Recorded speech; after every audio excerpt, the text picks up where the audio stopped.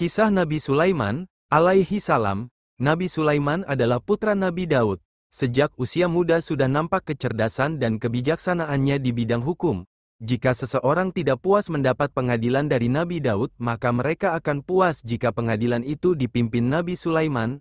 Sesudah Nabi Daud meninggal dunia, Nabi Sulaiman diangkat sebagai penggantinya. Keistimewaan Nabi Sulaiman. Beberapa keistimewaan Nabi Sulaiman ialah bisa berbicara dengan binatang, menguasai jin dan setan, sedangkan angin menjadi kendaraannya yang melaju cepat. Perjalanannya dari pagi hingga sore hari sama dengan perjalanan 1 bulan bagi orang biasa. Nabi Sulaiman mengadakan apel besar. Pada suatu hari Nabi Sulaiman mengadakan apel besar bagi seluruh bala tentaranya. Baik dari golongan jin, setan, binatang dan manusia diperintahkan sama berkumpul menghadap Nabi Sulaiman. Semua sudah hadir kecuali seekor burung, bernama Hudhud. Mengapa burung Hudhud terlambat datang, kata Nabi Sulaiman. Sungguh, jika tidak bisa memberi alasan yang jelas atas keterlambatannya ini, sebagai hukuman untuknya saya akan menyembelihnya. Tak berapa lama kemudian burung itu datang dan bersujud di hadapan Nabi Sulaiman. Hampir saja burung itu terkena hukuman kalau tidak segera mengajukan alasan kenapa ia terlambat datang. Ampunilah keterlambatan hamba ini tuanku, kata burung Hud. Hud, hamba memang terlambat, tapi hamba membawa kabar yang sangat penting. Di negeri Sabah hiduplah seorang ratu bernama Bulqis, ia mempunyai singgasana yang agung. Kerajaannya luas dan rakyat hidup dengan makmur. Namun sayang mereka tidak menyembah kepada Allah. Mereka disesatkan setan sehingga mereka menyembah matahari. Ya, aku percaya dengan berita yang kau bawa itu, kata Nabi Sulaiman. Akan tetapi aku akan menyelidiki kebenaran beritamu. Bawalah suratku untuk Ratu Bulqis. Kalau sudah diterima sembunyilah kau di celah-celah jendela dan dengarkanlah apa yang akan dilakukan. Ratu Bulqis, duta burung Hudhud. Burung Hudhud terbang lagi ke negeri Sabah, ia menyerahkan surat Nabi Sulaiman kepada Ratu Bulqis lalu bersembunyi di balik celah jendela. Ratu Bulqis membaca surat itu. Isinya, surat ini datang dari Sulaiman. Dengan menyebut nama Allah yang Maha Pemurah lagi Maha Penyayang. Janganlah kamu berlaku sombong terhadapku dan datanglah berpura-pura menjadi orang-orang yang berserah diri. Setelah membaca surat itu, Ratu Bulqis memanggil abdi dan penasihatnya untuk bermusyawarah. Ratu Bulqis tidak ingin terjadi peperangan yang hanya merusak keindahan istana dan merugikan rakyat. Maka dalam musyawarah itu Ratu Bulqis akan mengirimkan hadiah kepada Nabi Sulaiman melalui utusannya.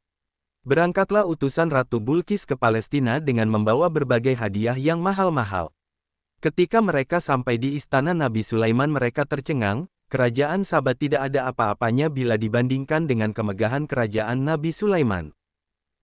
Ketika para utusan itu hendak menyerahkan hadiah, Nabi Sulaiman menolak, karena ia sudah mempunyai harta benda yang jauh lebih baik daripada hadiah yang diberikan Ratu Bulqis. Ia hanya meminta kedatangan Ratu Bulqis agar ratu itu memeluk agama Islam dan meninggalkan penyembahan terhadap matahari.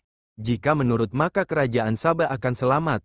Jika membangkang maka Nabi Sulaiman akan mengerahkan pasukan balanya yang tidak mungkin akan melawan Ratu Bulqis. Para utusan itu segera kembali ke negeri Sabah.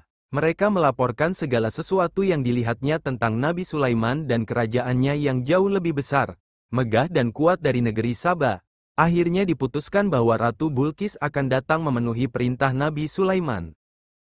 Takluknya Ratu Sabah, dengan diiringi ribuan prajurit Ratu Bulqis penguasa negeri Sabah datang menemui Nabi Sulaiman di Palestina.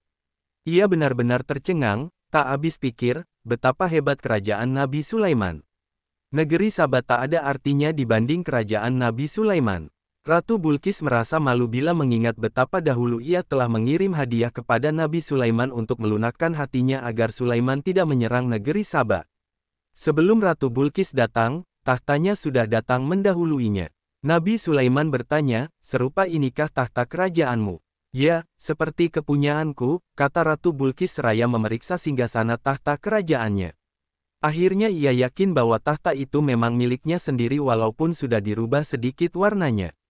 Kini semakin yakinlah ia bahwa Sulaiman itu seorang nabi, seorang rasul utusan Allah yang dikaruniai kekuasaan luar biasa besarnya sehingga mampu memindahkan tahta kerajaannya dalam waktu singkat. Memang tahta itu milik Ratu Bulqis. Sulaiman telah dibantu anak buahnya bernama Ashif bin Barkiyah, yaitu seorang yang memiliki ilmu dan hikmah. Kemampuannya memindahkan tahta kerajaan Ratu Bulqis lebih cepat ketimbang kemampuan jin Ifrit yang menjanjikan tahta itu pindah sebelum Nabi Sulaiman berdiri dari tempat duduknya. Ashif bin Barkiyah mampu memindahkan tahta itu hanya dalam waktu satu kedipan mata. Berkata Ratu Bulqis, sesungguhnya saya telah mengetahui kekuasaan Allah dan kebenaran kenabianmu sebelum ini. Yaitu tatkala datang burung hut-hut membawa surat darimu.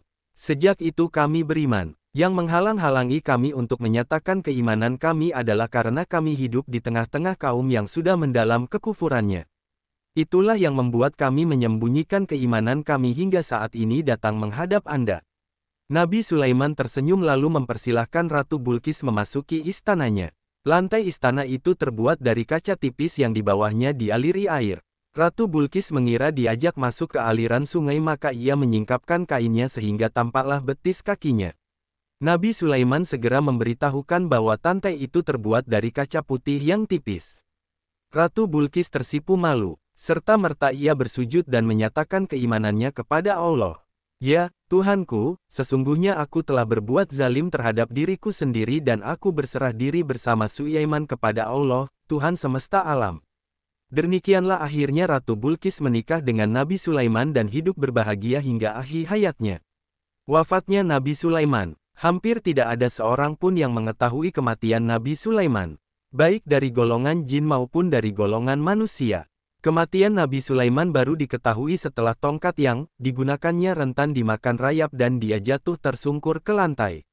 Doa Nabi Sulaiman dikabulkan Allah, yaitu tidak ada seorang pun yang memiliki kerajaan besar kaya raya seperti kerajaan Nabi Sulaiman.